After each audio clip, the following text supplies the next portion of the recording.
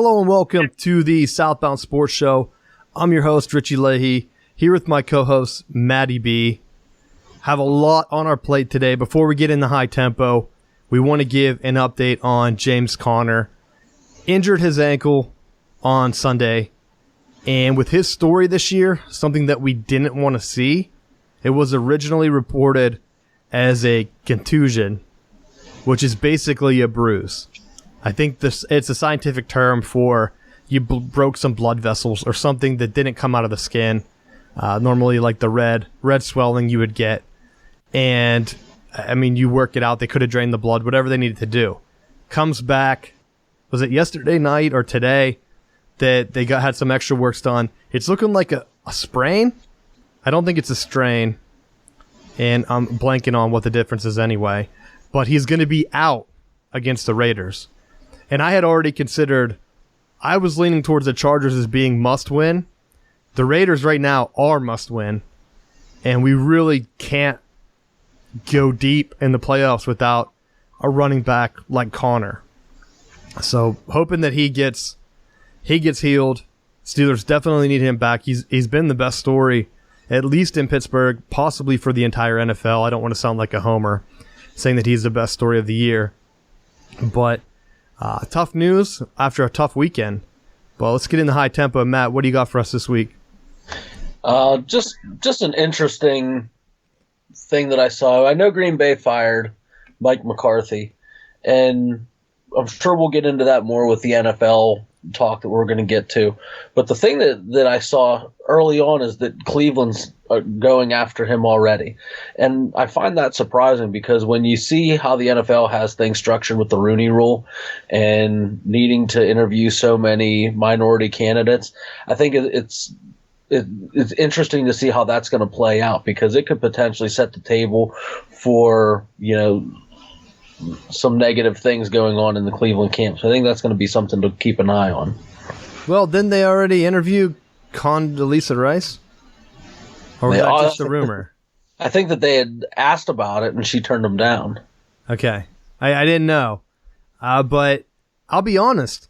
McCarthy, is it really him? I did hear some scary things where he had said that he had contemplated, was it like a coin toss? He contemplated flipping a coin for a decision on whether to go for it or not on a fourth down, is what I've heard.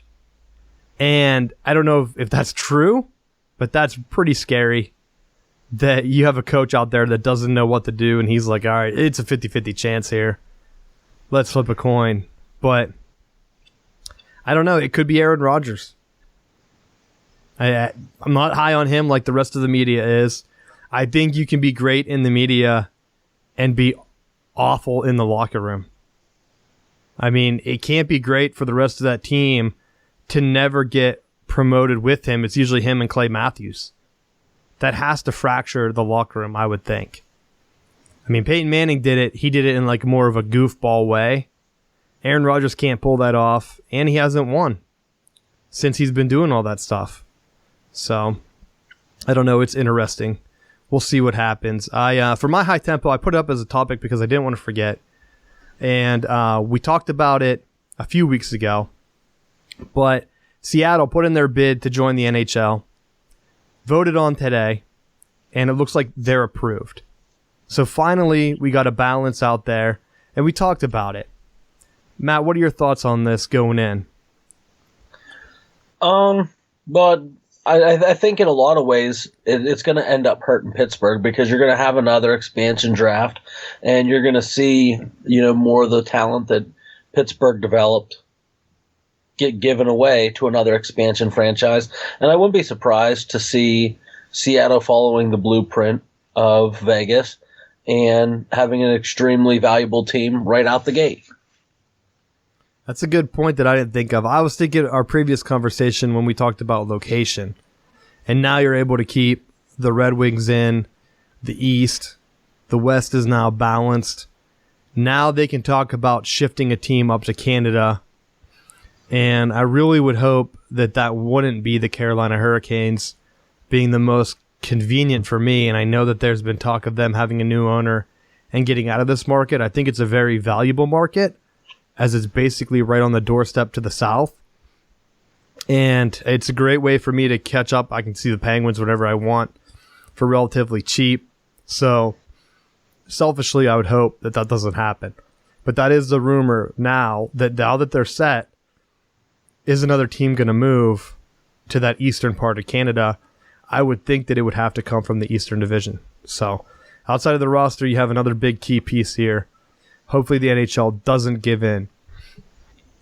So speaking with that, with hockey, I'm going to get into the Steel City update here. The Penguins traded Daniel Sprong to Anaheim for defenseman Marcus Pettersson. I hope I said that right. He was played with the Anaheim Ducks, a defenseman. We talked about it. They needed some help on defense. They needed to be more consistent, get some help for the goalie. And hey, they made a move. Not sure. I don't feel strongly either way, to be honest. I don't know. I'm not high on either of their moves that they've made so far, but I'm not disappointed because they're actually out there making moves. And that's what I wanted to see. Let's do something. Don't be complacent and try to do something when it's too late. But looking at the standings right now, they are, I don't even have, Metropolitan, they're 2 spots from the bottom, or 3rd from the bottom. Lost 2 again. 3-5-2 in the last 10. The goal differential is really close. They're only -1 right now. But points, still at 25. I feel like they've been right around the low to mid-20s for about 3 weeks now. And you can't have that. The Capitals leapt to the top. They're at 33 points. Need to get these moves in. I'm glad they did it before the new year. Got to get some lineup set. Got to get some momentum. And have to get some wins. In hockey, doesn't matter what seed you are in the playoffs. You got to make it. So that's what we're going to be looking for. Anything else you want to add for Pens or NHL, Matt? I think right now that was a good move to make. They got to do something to protect the goaltenders because I don't think that you're getting what you need out of the goalies right now. And with Murray battling injuries and kind of rotating guys and calling guys up, I think they got to do something to protect them, and if it means moving some guys to try to get a little bit more protection one way or another, then I think that's the way to do it. Plus, I look at it this way. Pittsburgh's teams typically have been more finesse-based, and they always seem to get bullied around come before playoffs and into the playoffs. They end up getting drawn into games where they're trying to out-physical teams, and it's really not their style. So if they can get someone that can play defense and not be a goon, I think that may be something to kind of tip things in their favor. I think you hit that right on because last year you had it in the playoffs, Flyers followed by the Capitals, and they both tried to get physical with Pittsburgh. So called for defensive help. They made a move to try to get it. I can't be disappointed. We'll see how it plays out. On the other side, Pittsburgh Pirates, rumors of some moves. Cervelli is rumored to be on the block, and I think the leading candidate right now might be Houston. We'll see how that goes. The other big news is that the Giants were trying to make a move on Neil Huntington as director of baseball operations. I've been harsh on him because I feel like he does the moves that protect you. He doesn't make the big one. He does just enough to have an excuse or a scapegoat, at least in my mind. So I was kind of shocked to see it leaked that the Giants had approached him once before, and it was early on. Maybe I don't even think he was there, but I think they tried to get him in 2009 or somewhere around there, maybe 2011 or 12. And they tried to get him again. So he almost left. I think he stuck with Pittsburgh. And I'll be honest, why not? He has all kind of job security here. Why would he even entertain going somewhere else where they would try to win? And that's being as blunt as I can be. Matt, what do you think on that? Well, I think sometimes you're held to the standard that your boss has you at. So with him being, saying that he's making the safe moves or giving the scapegoat, that might just be from his boss saying, "Hey, this is the way we want to spin it." When you have a team that just is looking at dollars and cents and not fielding a competitive team, I think that's one way of looking at it. You see how many different players or people leave to go to other teams, and they find more success. So it may just be an ownership thing saying, this is what we want you to do. Yeah, and that's why I'm surprised he didn't go for that change of scenery. If he's really trying to get his name out there and cement his status, go for it. I'm shocked that I understand why he stayed, the job security thing that I mentioned, but I'm surprised that he didn't actually go. And maybe he will down the line, because a lot of times coaches, other managers and stuff like that will insert their name here in job rumors to see what interest they draw. Their agent will put their name in. So let's go ahead and get back into football. Steelers, I know we mentioned the James Conner thing. Had a big lead on the Chargers. A must-win. I thought it was a must-win. You're leading by half a game now over the Ravens. They blow their lead, and they lose to the Chargers. Chargers are right now, they're in charge of that wild card spot. So it really puts the Steelers at a disadvantage. They have the tie. You can't win a head-to-head with the Ravens because you can't tie them, because you have that tie on your record. You either have to beat them, or if you come at them and that half game, you're going to be back if you hit that tie mark and you're down. So now you have to battle for either division or hope that you keep the wild card position, because right now the Ravens would be the wild card. And you don't have an easy schedule. You still have to play the Patriots, the Saints, and the Bengals. So Raiders are must win. Matt, what are your thoughts on that game on Sunday? We've kind of pounded this drum before, but one of the things that I walked away from the game with was how the referees continued to miss the false start penalties by the Chargers. And their offensive linemen were firing out clearly before the snap, and there were multiple false start penalties that weren't called. And I know, I've been a proponent of those penalties and letting players play the game, but at some point I think there has to be it's got to be relatively consistent on some level, where it seemed like the calls were going against Pittsburgh more and kind of balanced. And I don't know what the actual stat line was for the penalties, but definitely towards the end it was just horrific. That's a good point, and it's something I'm going to bring on later for the college championship game, so make sure that you remind me.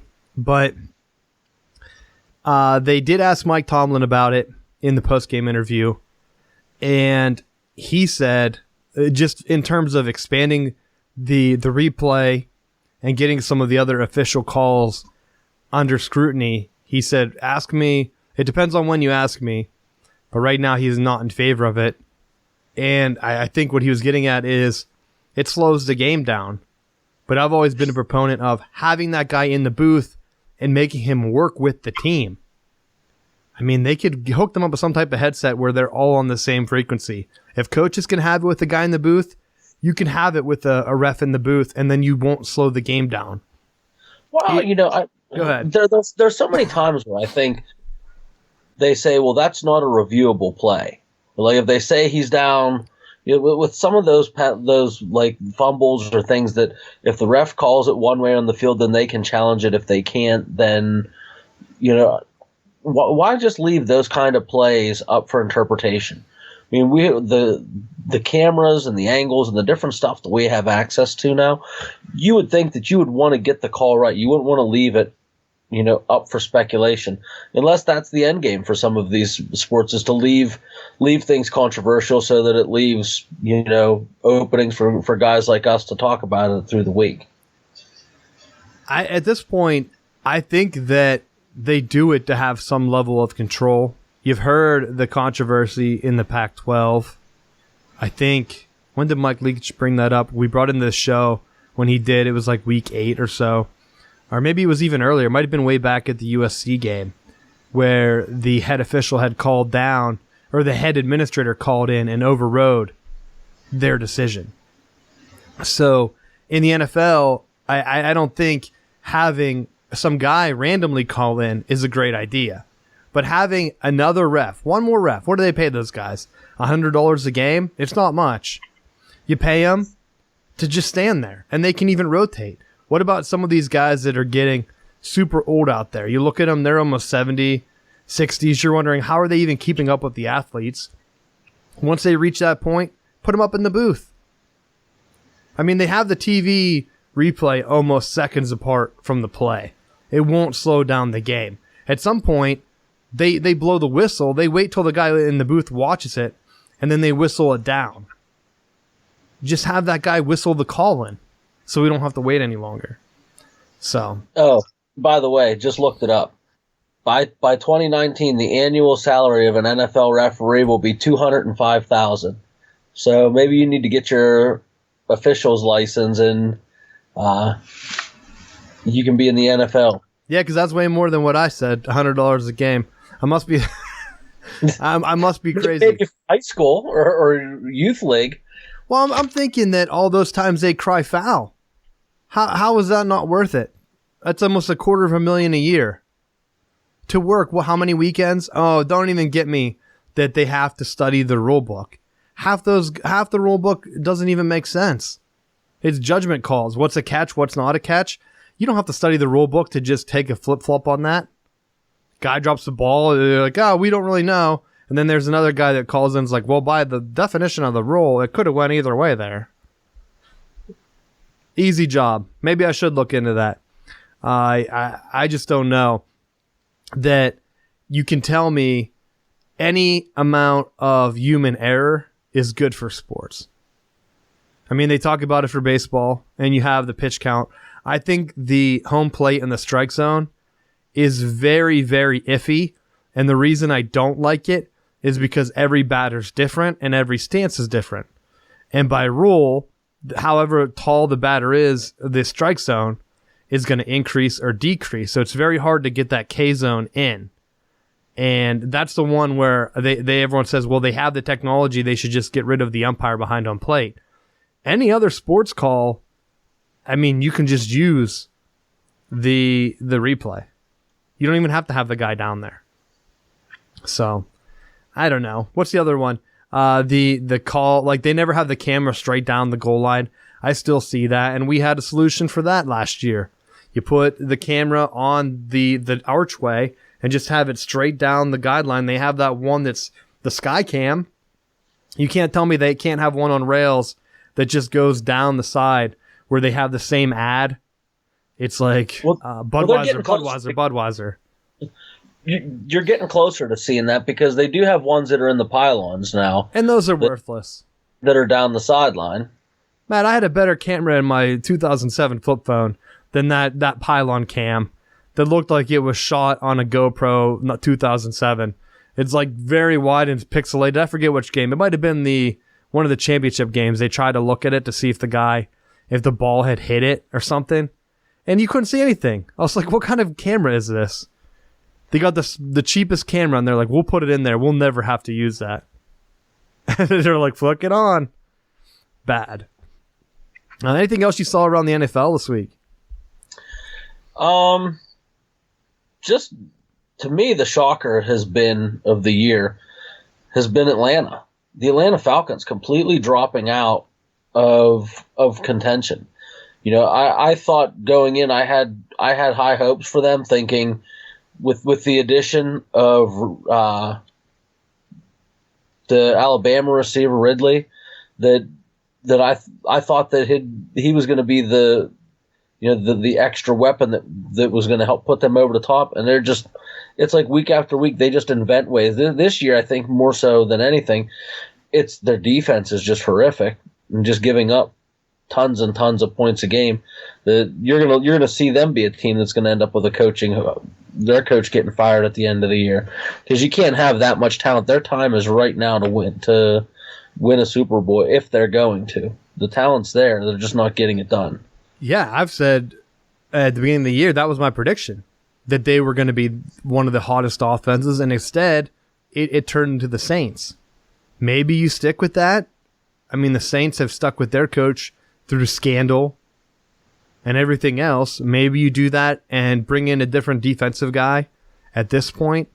They play in a tough division, one of the toughest in the league, if not the toughest, just due to the depth that they've had. Saints, Falcons, or even just the Falcons, Panthers have been to the Super Bowl recently, and the Buccaneers with Winston, whenever he's not suspended, they're a solid team.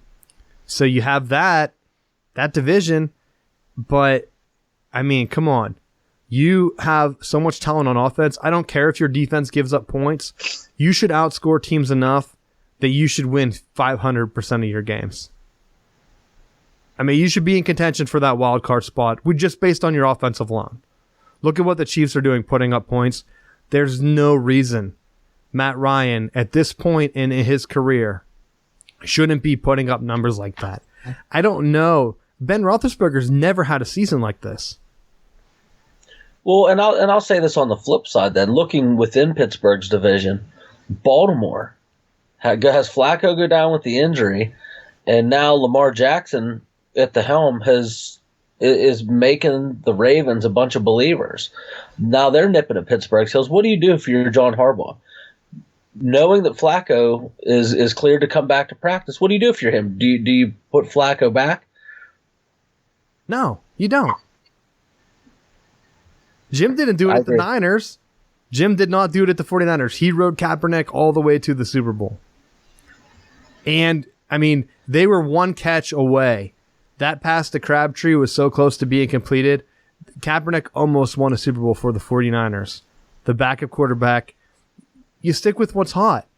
The only thing that's going to hurt is he durable enough? And at that point, you're forcing teams to prep for a running quarterback. Then if he goes down, you throw Flacco back in there. You have a game manager that has won a Super Bowl. So I don't see what the downside is of going with them. If he gets hurt, and I know they're worried about him, they keep throwing out other graphics whenever they're on RG3, whoever some of the other ones are, that get hurt all the time. And they keep throwing it, keep showing them. I think Michael Vick was one of them. They even had a quote from Vick. It was like, be careful out there.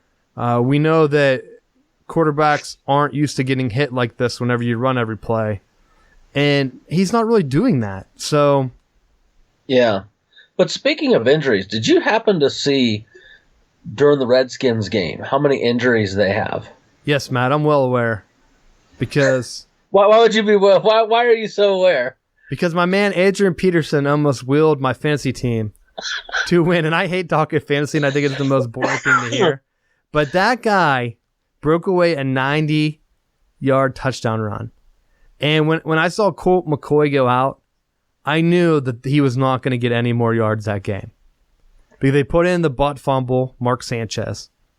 And they could just key him. Mark Sanchez, I don't even know what he's doing. He was able to get out of the pocket, scramble. He had enough time to get set. Instead, he's running up to line of scrimmage, getting hit, balls flopping up in the air. It's like, bro, relax.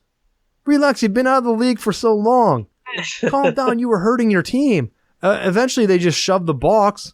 At that point, I don't even know if Peterson was in the game. They probably were just like, you know what? You're how old? You might as well just sit this one out. We're not coming back. And the Redskins were in first. They're still in the wild card. That's the amazing thing. They are in the wild card, and their whole entire team is injured.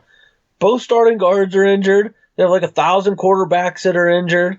Like, their running back is a carousel from week to week of who's injured or who isn't.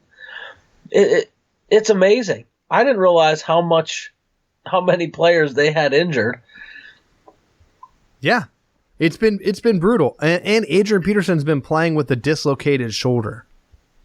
That's absurd. If I hurt I strained my knee a couple weeks ago, I could barely walk. Playing with a dislocated shoulder without taking any time off, I don't even think he missed a week. I don't even know how you would do that, how that's possible. So I definitely feel bad. I feel bad for Redskins fans because if you grew up in that time, like the 80s, 90s when they were hot, Now you're thinking, well, we've been tortured for how many years? I guess Cowboys fans are kind of the same, but their owner's more in your face about it. Everyone talks trash on the Redskins owner, but I mean, they've built a solid team this time. It's not like they were trying to innovate when they brought in Spurrier and had all those front office mishaps. Now you have a solid team. You have Alex Smith that has proven he can win. He can win playoff games. And he goes down with one of the most brutal injuries. And did you hear the update on that? No. His bone, it wasn't like a clean break. It was one of those spiral breaks. Oh. Like from being torqued. That I don't even know if he's ever going to be able to walk correctly again, let alone play. That, man, I just, hearing that update just broke my heart because I was a big fan of Alex Smith coming out number one. A lot of people, I mean, you hear it, they talk him down. You remember everyone, they should have picked Aaron Rodgers over you. I mean, imagine hearing that every day. He had a chance. If he would have won like that Super Bowl. Yeah, I don't even know. Well, just bad luck. So, I'm trying to think what else in the NFC. Are the Rams back in the number one seed? Oh, yeah, because it was the Cowboys game. That's the other one I didn't mark down. Cowboys beat the Saints. How is that even possible? For no reason. I called that. I think, was it a mailbag question? Someone had asked about the Saints and if they're for real. And I said, I don't trust them because they look good now. The way they played that opening week against the Buccaneers, that's sure to come back. And guess what? It did to the Cowboys. And now you're pretty much setting up the Cowboys to be in the playoffs, which we don't want that. Division leader. No one wants the Cowboys in the playoffs, Matt. It's as bad as the Eagles being in. Well, the Eagles are right now on the outside looking in because you got Dallas is going to be your division winner if the playoffs started today, and you'd have Seattle and the Redskins in the wild card. You'd have the Vikings, the Eagles, the Panthers, and the Bucks all sitting on the outside looking in. I mean, the next couple of weeks are going to be interesting because you have a lot of teams that in the AFC and NFC are a game or two away. There's a lot of teams that are playing about 500 ball that there's really not a whole lot separating one from the other. And I think this is one of those years where depth is the key thing because you're seeing so many guys getting hurt that you better have a quality backup in a lot of these skill positions or you're really going to be in trouble. Yeah, at this point, that's what scares me with the Steelers. At this point, there's so many teams that are right there close. If you can't get any consistent running game, and I'm a fan of Samuels, so hopefully he can continue to grow. I just think it takes a year or two to grasp that Steelers system and get comfortable with Ben. He hasn't had that. So maybe Ryan Switzer adding that other element in, a guy that can take some screen passes and some hits away from Antonio Brown, gets you a little bit more flexibility in the offense. But we don't want to be hanging around 500 with the schedule we have to close out the season. Luckily got the Raiders this week. Raiders are still dumpster fire. No other way around that. So, I mean, I'm surprised the Chargers are doing so well. I always thought that now I'm blanking on their quarterback's name. I always thought he was a Phillip Rivers. Phillip Rivers, because he got 9 kids. Yeah, I thought he was one of the guys that was sort of like on the bad end of that Eli Manning deal, and now he's to the point where he's like the most forgettable quarterback in the NFL. He's been there for how long, and people are like, oh yeah, he's still in the league? Because no one goes and watches the Chargers play since they moved to LA. And well, I mean, let's be honest. How many people were really watching them when they were in San Diego? There's a reason they tried to move to LA. Thinking maybe if people were just in the neighborhood, maybe they would just show up at the stadium. True. I don't think the extra competition from being in LA has helped. I mean, I did have a stat too, and I don't have the article up. I'll try to share it. I had a stat that even the Lakers with LeBron there, his ratings are way down this year, NBA as a whole. And they were trying to go ahead and find an excuse for it. Like, well, did you have? Go ahead. Way off topic, but did you see the comment that they made about that? No, what did they say? I believe it was Magic said they're trying to change the way that they do the offense so that it doesn't revolve around LeBron. That way, when he retires or leaves, they don't turn into another Cleveland. It was like a real bad, like, backhanded comment that if we have everything hinging on him and then he leaves, then your whole team is crap. I thought, I mean, it's a good way of looking at it, that you don't want one person to be the focal point unless you have them locked into a long-term, multi-year deal. But kind of ballsy to say that. Yeah, I think looking at that, you have him move out west. I think there were more hands in the cookie jar than what there should have been. And you're looking at, and we can even tie this in with football too, with USC. You're looking at a market that you really can't win. Just the demographics there, they don't watch sports. There may be millions of people, but if they don't watch, how are you going to draw? I think USC, though, is one of those jobs that when they're up, you're going to have a lot of the bandwagon fans are going to be on board with it, because historically they were one of the more high-powered college programs. And I think you saw that there were a lot more. You'd see a lot more USC merchandise and things being put out, in the 2000s when Pete Carroll was winning national championships with them.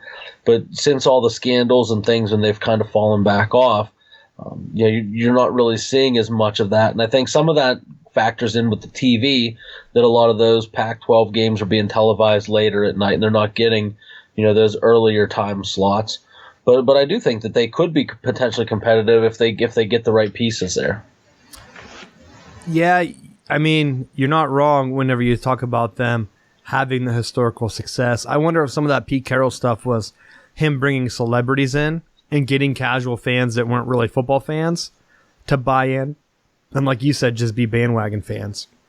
When he left, are they able to do that? Snoop Dogg tried to hang around. After that, didn't really help. Under Armour went all in on UCLA for that same reason. Spent all kind of money to try to bring them up as their number one program outside of Maryland that they could promote in a big city, and it hasn't worked out. I mean, they've even got them Chip Kelly. What's it done?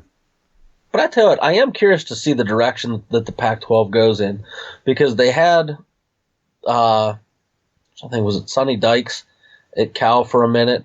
They have Chip Kelly there now. They have Mike Leach, with Cliff Kingsbury leaving Texas Tech to become the new offensive coordinator at USC. I'm almost wondering how much the Pac-12 is going to soon resemble what the Big 12 is now, where it's wide open spread air raid passing with basically backyard football rules on defense. To be honest, I don't even know if that saves it.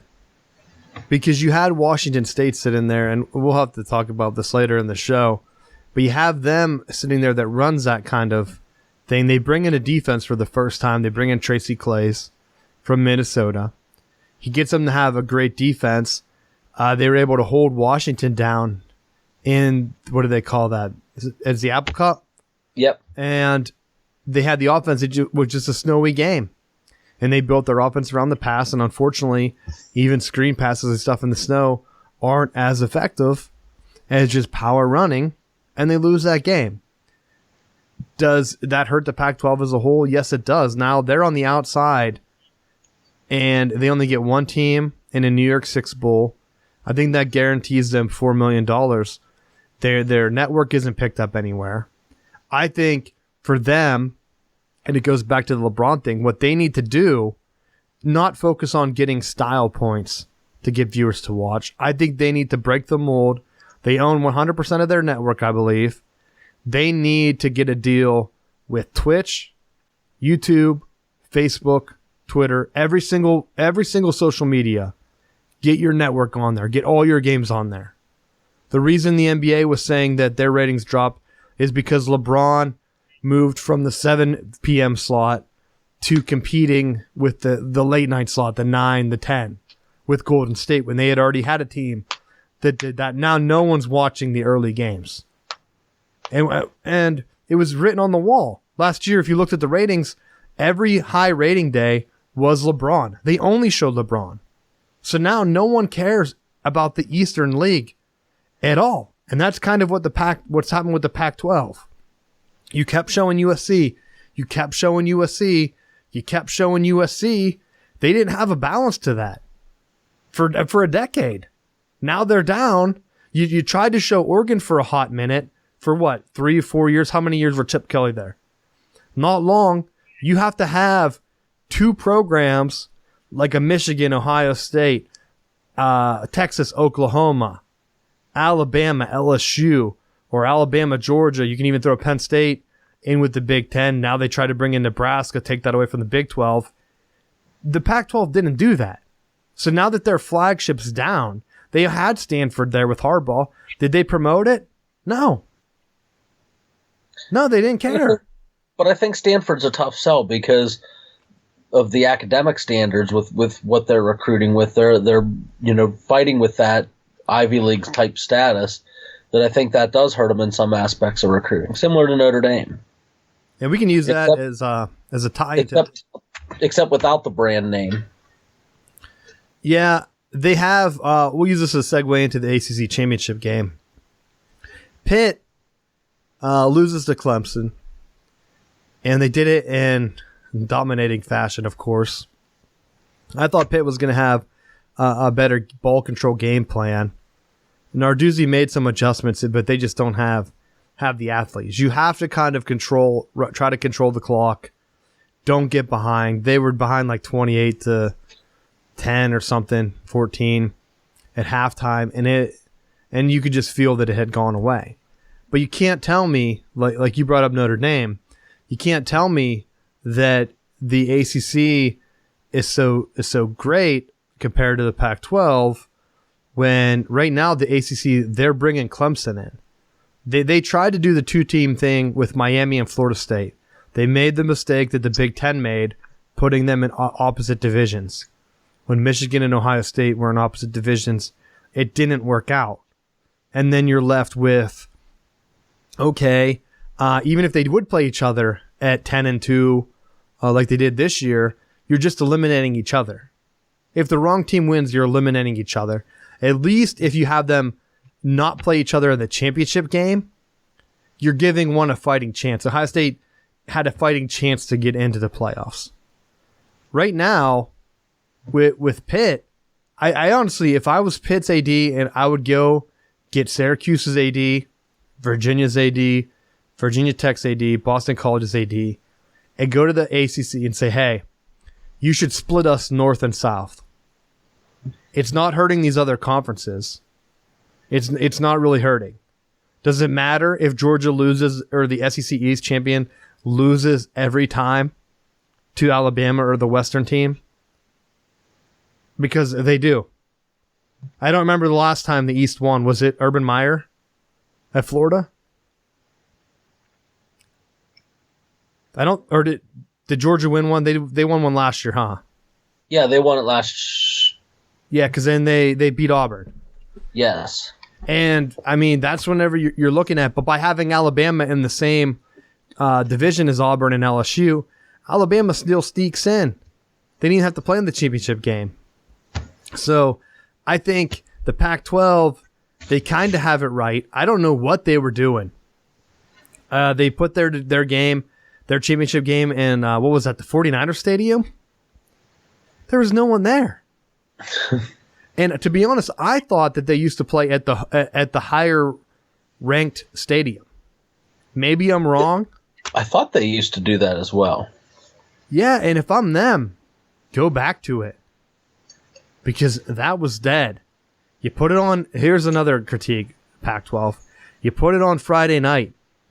And guess what? You're on the West Coast. So when you put it on Friday night at 8, it's 5 p.m. on a Friday on the West Coast. People are still at work. They pretty much have to take a full day to come to your game. You need to be the conference that says, no, we need to play on Saturday. I don't care what time you want us on. Make it 3:30, make it a noon game, play early in the morning. But you can't be that Friday night game just because of that logistics. You're putting it in a gigantic city during rush hour? Well, and you factor in that on the East Coast, you're dealing with Friday night. There's still high school teams playing football, so now you're competing with some of the area schools that televise games. You're dealing with some of that traffic as well. And against that, I don't mind if you're going to have a game, put it Friday. You get all the eyeballs. You have all the chance. But the Pac-12 needs to be the conference that says, no, this doesn't work for us. Because every one of our fans is still at work. They're not going to. Your TV ratings are going to be awful if it kicks off at 5. How many people are going to take a half day? And even with all the traffic in LA and San Francisco, they can't watch it. Just bad. Have them put the ACC there. I mean, Charlotte wouldn't have a problem filling up at 8 p.m. I mean, honestly, I could drive down. It would take me like 2 hours or so from Raleigh to Charlotte and see the game with traffic. Would I get there on time?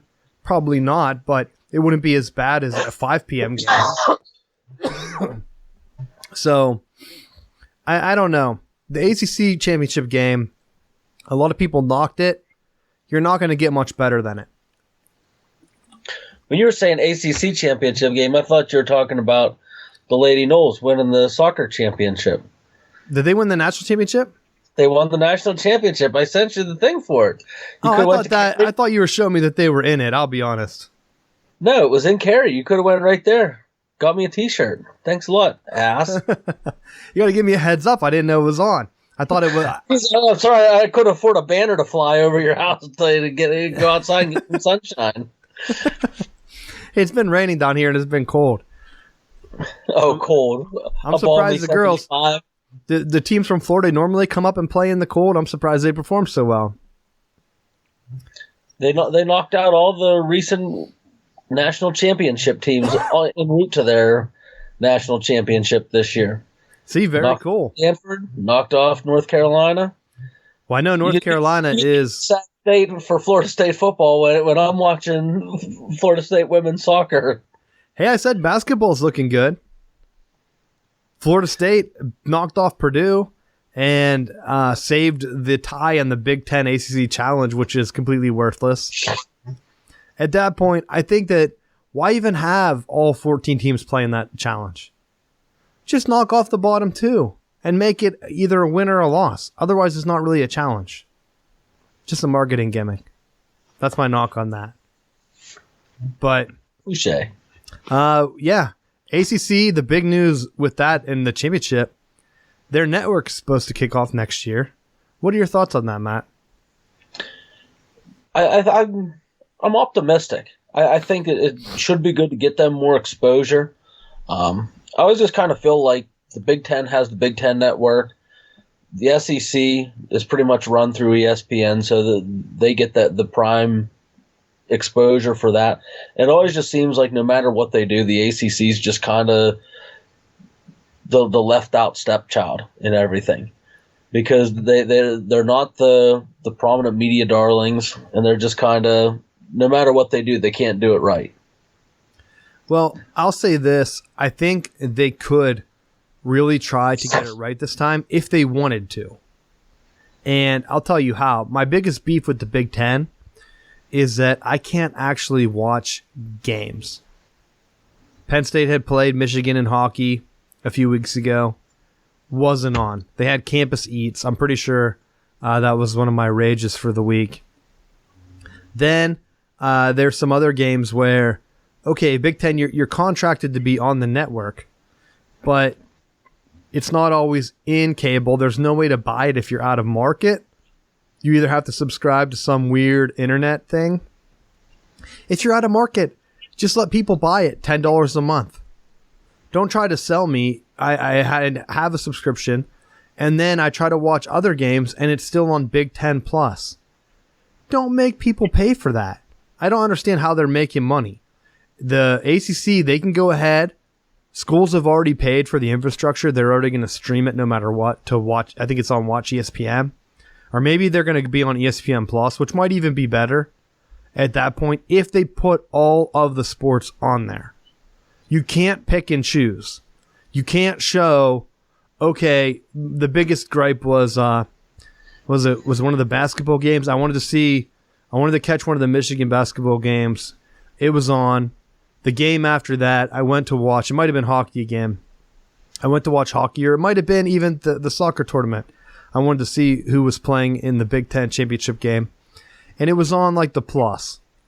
And I thought, well, here you go. You have a chance to actually promote an Olympic sport. One of the ones, that's why I know it wasn't basketball. Because the game that they did show was basketball. It was like Washington or Wisconsin versus like Norfolk State or something. Why is that game on when you actually have a conference championship game on? That's the whole point of the network, is for more exposure to these schools. I understand if people in Wisconsin want to watch their game. Great. The whole purpose was the Big Ten. Each state had their own game on. Why not show everybody else the actual championship game? It made no sense, and that's where the ACC can step in. They have all these schools winning women's soccer championships. Florida State won the women's softball. I know that's one big thing in the spring. I like to watch Michigan softball. They've been successful, won a championship. Like the only Northern school that have won a national championship in softball. And it's tough to watch them because the Big Ten's like, oh, we're going to watch something else, or we're going to have track on. And put them all on. Let me pick and choose as the viewer. So... And I think you're right. If they use it in that platform and you're able to pick and choose, I think that's going to be a good thing. But I think when you're leaving it up and you're trying to force it with the matchups and the things like that, I think it could hurt in some ways. Yeah, it's the one thing that with the internet you can take advantage of, and I want the Pac-12 to do the same thing, kind of bringing this full circle. Show your sports. Show them. Put them on Twitter. There's the Stadium. There's a TV network called Stadium that I get now for free. It's generally small schools. I don't know if App State's on it, but if they can be on there, you can't tell me, the Pac-12, that they wouldn't pay you a little bit of money to broadcast some of these Olympic sports if they're showing me D3 basketball. Get a deal done. Make it so that I can stream it.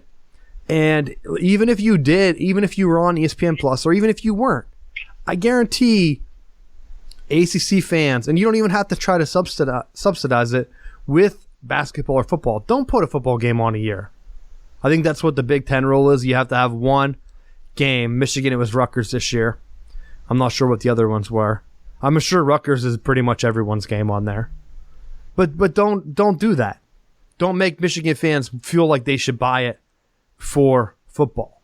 How about you show all the other sports, and then let them decide? I mean, schools are successful in other sports. Penn State's wrestling. They have Ohio State was big in wrestling. Michigan had hockey. There are some other sports that are out there that could use the promotion. Think of like parents that have girls play volleyball. Penn State's great in volleyball. Imagine if they were actually able to watch all of those meets, all of those matches. It would do wonders for recruiting in the Big Ten, and they blew it. So now the ACC should step up and put all of the Pitt games on. Could you imagine how frustrating it would be for Penn State fans if Pitt fans could watch every single sport? They could start cleaning up recruiting for some of these Olympic sports, women's basketball, by saying like, hey, your family is going to be able to watch every single one of your games. Come here from New York. Come here from Florida. Come here from Texas. It's $5 a month on ESPN Plus. It'd be a huge selling point. So, I know it's off topic. Let's get into the big topic. Our buddy, Urban Meyer, finally called it quits. He retires. I put in quotations. I thought I saw the victory banner being waved up in Michigan. Got a shot now. Old Herbs is getting out. Matt, now, you try to get me fired up here. But I'll be honest. I think watching that Michigan-Ohio State game this year, I honestly think the players knew that Urban was done, it felt like a swan song. It felt like, remember when Lloyd Carr beat Urban Meyer in his final game when Florida had Tim Tebow and Michigan wasn't even supposed to be in that bowl game, and Michigan won and all the players rallied around him and they sent him off the right way, sort of like Tom Osborne whenever Scott Frost was crying on that national championship saying that the coaches should vote for them to win the national championship and split it. He said something about like, vote for us. There was a split before. There can be a split again. He's crying on the Orange Bowl or whatever that bowl was. So that's what it kind of felt like with Urban Meyer. His wife was on TV crying. And you know what? Hey, how many breakdowns did Urban have during that Michigan game? 0. That was a close game at the first half.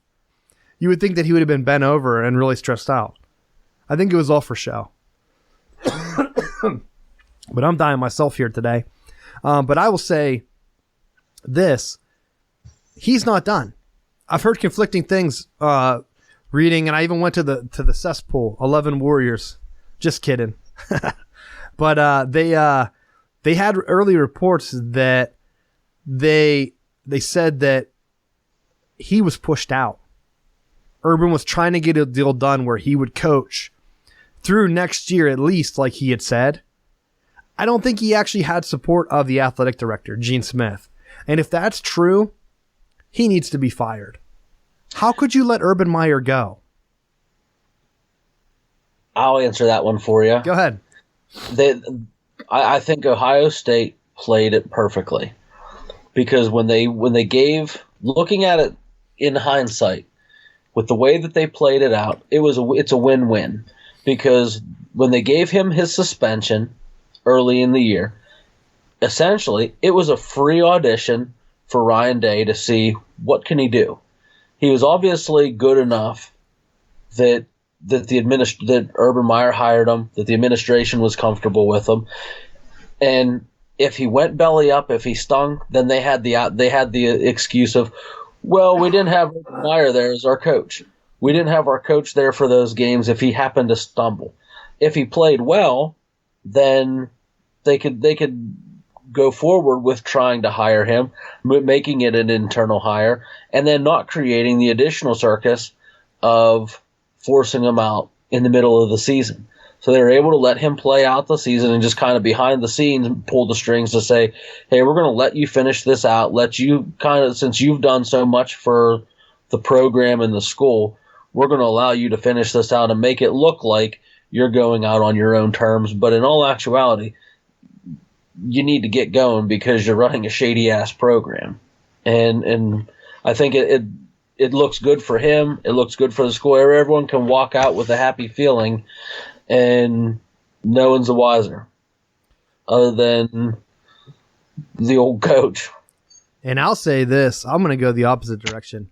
I feel bad for Ohio State fans, and this is coming from respect from Michigan, man.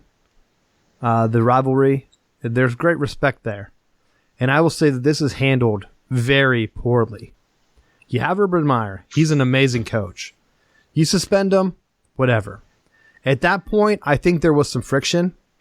And if the rumors are true that he wanted to stay, if you're Ohio State, you already went through this dog and pony show. You need to do whatever you can to keep him. The guy's 7-0 versus Michigan. He won a national championship. The recruiting classes have been unreal. They have the number one talented roster this year. And let's say on the other half, just to show you how poorly handled this was, Matt, why wouldn't they announce before the college football playoffs selection? And I'll tell you why. It's a missed opportunity. You had, after the Big Ten championship game, why didn't Urban Meyer say, I wanted to congratulate our team. We won. Just to let everyone know that after this playoff season, he comes out. He says playoffs, gets it in everyone's minds, the voters' minds, and say I will be retiring from football. It's been very stressful this year, and I want to take this time to celebrate with my team right before the vote, because if the committee would have known he was retiring, Ohio State would have jumped Oklahoma. Or they might even have got risky with it and dropped Notre Dame out. But they didn't. I don't. With the way that Oklahoma was playing, for as good as Kyler Murray has played down these last couple games, I don't see how they could have did it. And I say that knowing that Ohio State played the way that they backed themselves into the playoffs the year that they won it, where they had the questionable loss early in the year, and they just ran the score up in the Big Ten championship and ran the score up against Michigan and tried to just overwhelm the last 2 or 3 games to just kind of shield or to blind the voters from the embarrassing losses earlier in the year. And that's why you go with, hey, we're doing this and Urban's retiring. We've had some stressful things, have been very stressful, but we've been prepared. And I guarantee he would have been in. If they announced before the playoffs that he was leaving, he would have been in. They would have given him one more shot. And would they have won? Who knows? Teams could play out of their minds for a leaving coach. They could stink it up. But I guarantee they find a way to put him in because you know why? It's TV ratings. His last game against Nick Saban in the first round. But that's a ballsy move, knowing that in the back of your mind, if you say, I'm retiring from football, and then, Cleveland or Green Bay's looking for a coach. If Green Bay throws a ridiculous amount of money at him and he decides to go to the NFL, now he looks completely ridiculous and slings all kinds of mud in Ohio State fans because he's saying, oh, yeah, I'm done. It's basically just a repeat of the Florida incidents where he said, oh, yeah, I'm retiring. I got to step down. My health is bad. Well, the same health issues that he had in Florida when he had a bunch of murdering thugs on his team. It's amazing how when you have it was players in Florida, it was coaches in Ohio State that he just couldn't keep his act together. When you surround yourself with turds, no wonder you're constantly dealing with health issues. Higher quality people around you, and you don't have to worry about it. Well, I've been worried that they were going to go ahead and keep shielding him and use him as a figurehead. Because with Ryan Day running the operations, and don't forget, Urban was at practice for those suspension games. I don't know if he was there for all of them, but it wasn't like Ryan Day was running practice. Urban just wasn't allowed to coach. I was actually more surprised that Ohio State didn't name Greg Schiano the next head coach, since he had the connections, that he's an outstanding figurehead for them. I thought maybe he would be the one that they would give the tip of the cap to. Matt, I'll tell you this. This is why I think it's awful for Ohio State. Right now, you name Ryan Day head coach, and I think he's signed for 5 years, if I'm hearing that correct. I heard them float around some names. Is he signed as head coach, or is he just signed on for 5 years? Is he the actual head coach? Yes. He is signed on for 5 years, $4.5 million. Okay. So, if I'm looking at that, number one, watching the offense, that was Kevin Wilson's offense. I think that's the guy's name. He was the old head coach of Indiana. Urban Meyer brought him in as he was fired for mishandling player abuse, I think. Similar, I don't know if it was like the Mike Leach situation where it was player said and there was no proof, but he was let go. Urban Meyer brought him in. He ran Indiana's offense at Ohio State. Remember, Indiana's been running that pass-first offense for how many years? Guess what Ohio State ran this year? That passing offense. I don't think that was Ryan Day's offense. Ryan Day came from Oregon with Chip Kelly. Chip Kelly runs more of the spread. That's not the offense they ran. That's not the offense Urban Meyer runs. Urban Meyer runs the spread, much like Ryan Day. They ran the passing offense. I guarantee that was Kevin Wilson's finger. Had his fingerprint all over the offense. That has to be a slap in his face that they promote Ryan Day. He has the experience. He's won at Indiana. They've been nothing since he left. And is he going to stick around? If he leaves, we don't know what Ryan Day can do. We don't know for sure. You said they gave him an addition, Matt. He played 3 games with 2 head coaches. Kevin Wilson, head coach experience at Indiana on the offense. Greg Schiano, you already said it, head coach experience at Rutgers and in the NFL on your defense. Was Ryan Day even doing anything? So now he has to get these 2 guys and keep them happy. And We don't know if he can even juggle personalities like that. If he loses both of these, as a Michigan fan, I would say that you have to be extremely happy with how this turned out. Is Ryan Day scary? We don't know. I don't think he has to be, because all he has to be is not sick Urban Meyer, and I think he'll be okay. Well, I went back and looked. Ohio State wasn't getting top 10 classes every year until Urban Meyer got there.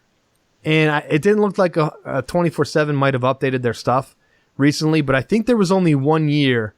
Was it 2007? Maybe after the number 1 year when they lost to Florida, that they really had a top 5 class outside of Urban Meyer years.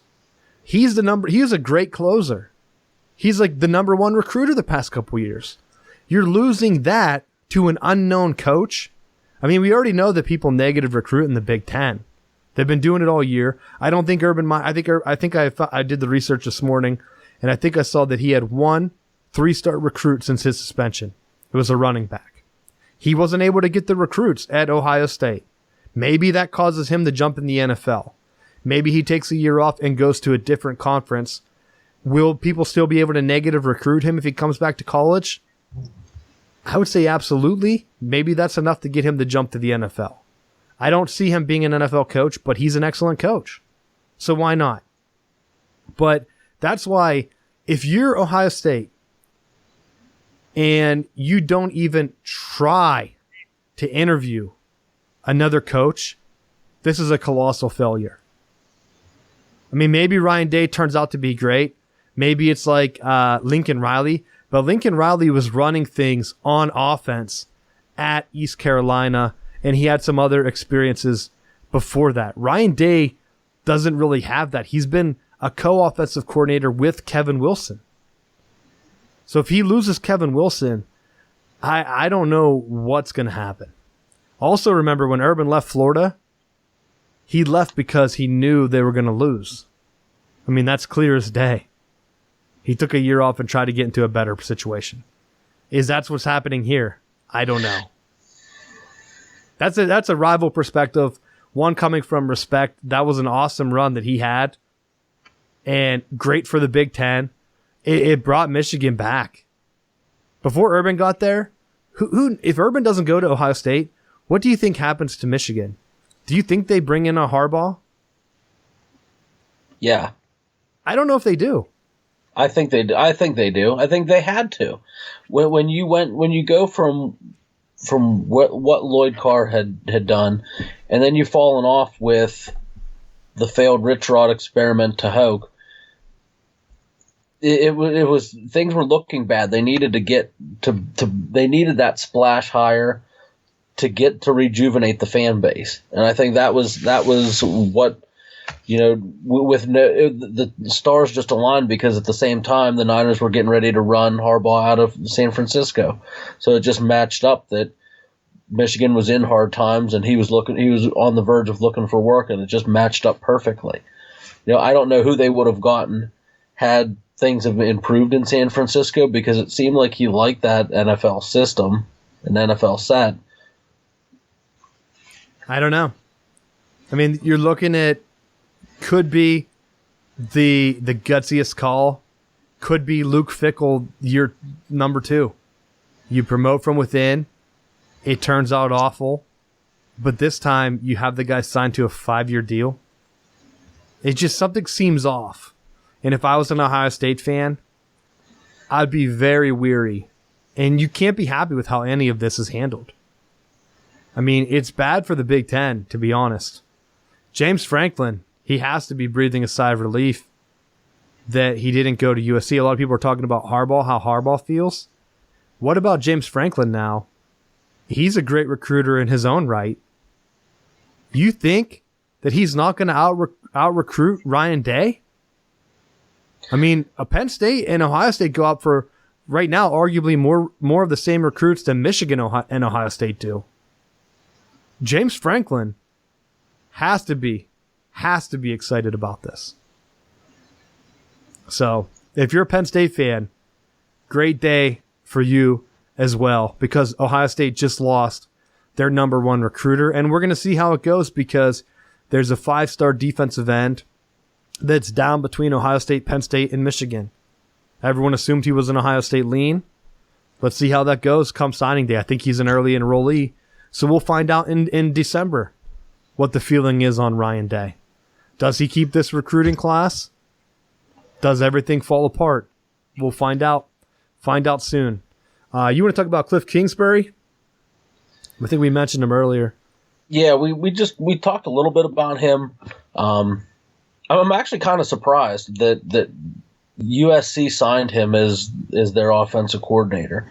Got to give a little tip of the cap to AD Lynn Swan out at USC for not firing Helton. I know a lot of people with the USC fan base were looking to can him, and I thought bringing that Pittsburgh Steelers mentality, he saw what consistency does for a program, and I think I don't know if you saw the letter that he had penned for the fans. But I did see that. Yeah. He wrote a letter basically saying successful programs aren't built, and we've talked about it on our show. Successful programs aren't built flipping coaches year in and year out. The teams that win consistently are the ones who keep their coaches around and allow them to have, mistakes. And Clemson is one to point at that. Had they have run Dabo Swinney out for his records, they wouldn't be having the success that they have now because he was able to grow from some of those earlier mistakes, and now he has Clemson rolling at a high level. And so I think he gave him a shot of confidence, and then in hiring what I think is a grand slam hire in Kingsbury to be the offensive coordinator, it has to make their offense better by default. I think I'm not high on Helton because I think as a head coach, you have to be one or two things. You have to be the CEO type that doesn't involve yourself in the game stuff, and you're there for recruiting and doing a lot of the hands-off things. And I think Nick Saban is that type. You're the CEO. You're out there to motivate, coach players up, but I don't know if he's actually out there making the calls. Dabo Swinney's 100% that type. Then you have the other side where you're more hands-on in the game day stuff. Think of Steve Spurrier. You're out there calling the plays, doing one side of the ball, either offense or defense. Tom Herman's doing this for Texas right now. He's on offense. Harbaugh does it for offense. James Franklin's another CEO type where he relies on the coordinators. You rely on those great coordinators to get it done. Clay Helton's he hasn't really gone either way. His coordinator hires have been underwhelming, and in the game he leaves up some of his situations, and he makes the bonehead clock plays. Think of Les Miles. What was the knock on him? Sort of the CEO type, but he was meddling too much, always getting into clock messes, letting the clock run out, doing weird things at the end of games, blowing games because he's a little bit too involved. That's Clay Helton to me. And pick your lane. Brian Kelly used to do that. And what was the number one thing? Praise I've been giving him all year. He stepped back and said, you know what? I need to be the CEO type. I'm going to be that guy. I'm going to bring in offensive coordinators, let them do their thing. I'm going to be there to coach, come up with the game plan, do the overall thing. And look, they're rolling. They're in the playoffs now. But to that, I agree with you, but I think you're able to hand the reins off when you have guys that you feel comfortable with. If you're not comfortable with the guys that you're coaching with, then you tend to take on more of that micromanaging because you worry about, the things that you don't know. And I think the coaches that are successful are able to delegate and allow those guys to take on bigger roles and trust that they're going to get the job done.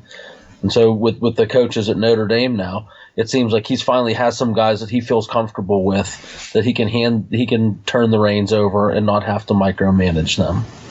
And we'll see if it pays off for him. I mean, I think that's the best game. Everyone's saying the Oklahoma-Alabama, but I think the Notre Dame-Clemson game is going to be the best game of the weekend. And maybe I'm wrong. We can use that as our segue into the playoffs. USC, Kingsbury, let's see what you can do. let's see what you can do. Maybe you're not the guy that could manage everything. Maybe your specialty, because he tried to do the hands-on route at Texas Tech, didn't work out. Maybe he's more of the hands-on guy, and those usually work better as a coordinator. Or maybe he'll learn and be a little bit more hands-off, or learn how to do some of the CEO type stuff and be more effective as a head coach. I mean, he just didn't handle it well. I mean, Lincoln Riley is another one. He was able to do the play calling and be the head coach type. But whenever you're doing that, that's whenever you're delegating some of your CEO type rules to other guys, mainly recruiting. You're trusting the defensive guys to go out and get your recruiting done. And let's be honest, Oklahoma has failed in that capacity. So is Helton going to be able to bring in guys with this turnover and Chip Kelly at UCLA? That's a big under thing. Chip Kelly's able to be right there. And is he able to steal enough recruits to really hurt USC and take this away? Even if you have Kingsbury, you're losing a lot of in-state guys to UCLA, Stanford, Oregon, Washington State now. It's not going to be good. So let's start to wrap up the show. College football playoffs, Matt. What do you think of that bracket?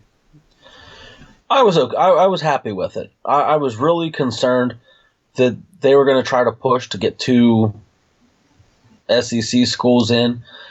What is Georgia one of the better teams? Absolutely, but I don't think that the SEC deserved 2 teams, and I think that they got it right. I think it's well represented. I don't think there was a way that you could keep Clemson out as an ACC conference champ. I don't think you could keep Alabama out as a conference champ. I don't think with an undefeated Notre Dame, we said about it from the beginning of the year, you couldn't leave them out of the playoffs.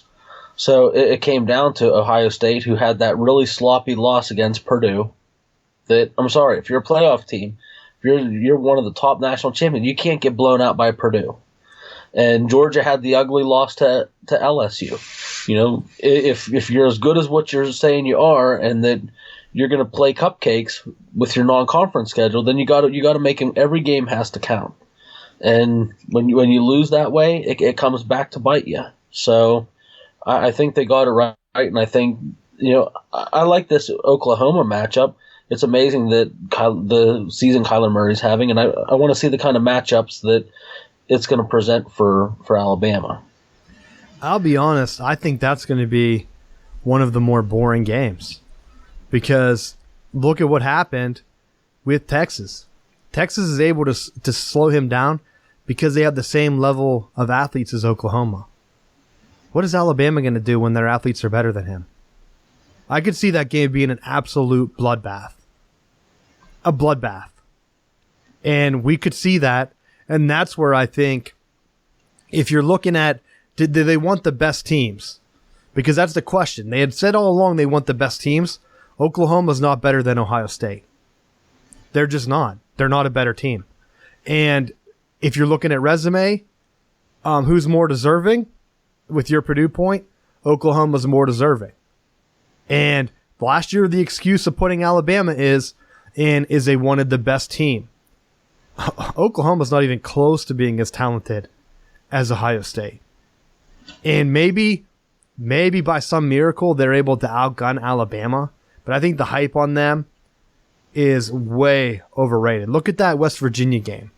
Do you really think that they're going to be able to put up like 60 points on Alabama? This could end up being, what was the A&M? It could be like 40 to 20 something. Because they're going to slow them down enough. I mean, don't even get me started about the Ohio State-Purdue blowout. Yeah, that was bad. That's nowhere near as bad as Oklahoma tying Army in regulation. They went to overtime with Army. You take that and the Texas loss, to me, that's 2 losses. That doesn't count as a win. I wouldn't count that Army game as a win. Personally, that's why I think Ohio State should have been in over them, yet no one talked about it. They kept going back to the Purdue loss, and that's why I think if Urban Meyer would have said that, if he would have came out and said, look, we won 11 games, 12 games in regulation, we didn't have to go to overtime with Army, honestly think if he would have came out and said he was retiring and petitioned it and kind of like politicked his way, they 100% would have jumped to Oklahoma. But the media didn't want that. They wanted, and this is why the Heisman is a sham. They wanted 2 Heisman matchups. The only thing right now that's in Oklahoma's favor is we don't know what's up with Tua. At least I don't. Haven't looked into it too much. Right, and I think that's to me one of the more interesting things is now you're going to see what Jalen Hurts is going to be able to do, because he's been in that backup quarterback role, and where Tua is more of the passing threat, Hurts was more of the running threat, and he ended up getting pulled because of his inabilities to make throws. So I think the game could be a little bit closer than what you think. And I'll say this, too, in Florida State's favor, there's a big rumor coming out today that Florida State is leaning to get a big college football transfer. And actually, I'm looking at it right now. Kelly Bryant from Clemson was supposed to go to Arkansas. He switched to Missouri. That's the new breaking news. And there were 2 people, and of course, I can't find where the other one was, but Hurts was one of the 2. There were 2 people named as graduate transfers to Florida State as immediate big-time quarterbacks, big-name quarterbacks, graduate transfers. Well, that would be shocking. I know I haven't heard that. I know with losing offensive coordinator Walt Bell to UMass, there is a little bit of concern that now it may hurt their ability to sign early enrollee Sam Howell, a UNC kid. With Mac Brown going to UNC and starting to restable the roster there in UNC, they're thinking there's a possibility he might flip. So there is some concern, because Howell had a really good relationship with Walt Bell, that may change the status of his early enrollment. I'm hoping that's not true, because from what I've seen, he can spin it. And I'd love to see him down in Tallahassee, but they have to have some kind of contingency plan. I'm actually surprised. The name that I'm hearing a lot to replace Walt Bell is Ole Miss coach Hugh Freeze. I think that would be an interesting hire to see him rehabilitate his career in Tallahassee and bring some of those spread concepts. Yeah, I don't know. I can't find who the other name was, but the other big news: Ohio State lost a 4-star safety commit today. So, I mean, it's already starting. We'll see what happens and what they're able to do. But I think the Bulls, very, very underwhelming this year. I really wanted to see UCF play Florida, and instead they put Michigan playing Florida again. That's 3 times in the last 4 years Michigan has played Florida. And I thought the whole purpose of the Bulls was that they would try not to repeat matchups. But now you're getting, Michigan has played Florida more than every other team in the Big Ten West, I think, outside of Wisconsin, since Harbaugh's been here. That is absurd. It's almost like the SEC really wants Florida to get that one win against Michigan so that they can say, like, hey, they haven't lost to them every game. Otherwise, why keep pushing that matchup? I think Michigan has never played LSU, and I could be wrong on that. To me, LSU versus Michigan, that's strength on strength. Top defense, okay offenses, I guess, against each other. Instead, you're putting another Florida matchup on, and UCF has to play LSU. They've a missed opportunity. I think those are the ones. Oh, and Penn State got ripped off. Penn State 100% should have been the last New Year's Six Bowl. And if it wasn't them, it should have been Washington State. But instead, they gift Georgia a game against Texas. Are you kidding me? Texas is ranked 15th. And this, Matt, is my final point, because I know we're going long. This is why the SEC gets propped up each year.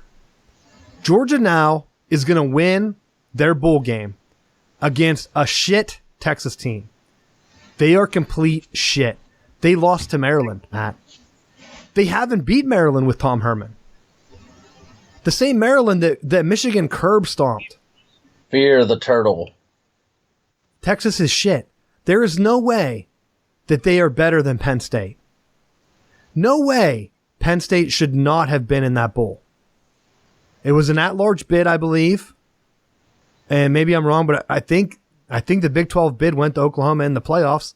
And after that, it's an at-large bid unless they change the process. And pick Penn State. They're the 12th team. I honestly thought it was supposed to be the top 12 in the college football playoffs. And then the rest of the Bulls got their picks. But for whatever reason, they put Texas and Georgia. Now we're going to see Georgia ranked in the top 5 to start next year because they're going to beat Texas down. And it's going to be SEC, SEC, SEC. So hopefully Penn State blows the absolute doors off of Kentucky. Because, man, I would hate to lose that one. Michigan kills Florida again. And Ohio State goes out by crushing Washington. And the Big Ten is probably going to have a great bowl season because of every team slotted down. And my final thought is you have to expand the playoffs. And you have to force all Power 5 conferences to have the same amount of conference games. You got to get the SEC and the ACC off this 8-game schedule, or the Big 10, Pac-12, and Big 12 need to get together and get off their 9-game schedule. It's the only thing to make it fair. If you're looking at this from a thing, I tried to do, and maybe I'll start tweeting some of this stuff out. I've been trying to do a list of how many Power 5 wins teams actually had. And the SEC is lower than the other conferences because they don't play as many Power 5 schools. So you can't tell me what I think I sent them to you guys. What did Georgia have, like 9 compared to everyone else having 10 or 11? Then they had the 28 or the big beat down to LSU. There was no way they could have put them in as 2 SEC teams. There's just no way. So that's it. You got anything for the final bell? No, not too much. Just exciting week of football and just looking forward to seeing what the rest of the season brings. So we'll be doing some stuff in the coming weeks. Got some exciting stuff coming up. Sorry if I've been I tried to cough off mic. I've still been sick. Trying to get the cable thing sorted out. I don't know if I said that earlier in the show. To get our video improved. Waiting on some stuff from Amazon. Didn't come. Very disappointing to them this year. But not disappointed as a Michigan fan in the way Ohio State handled that hire, because I can't believe that they didn't try to get any big name interest in that job. So that's it for the show. Thanks for listening. Let's go Steelers, get a big win against the Raiders, and we will see you next week.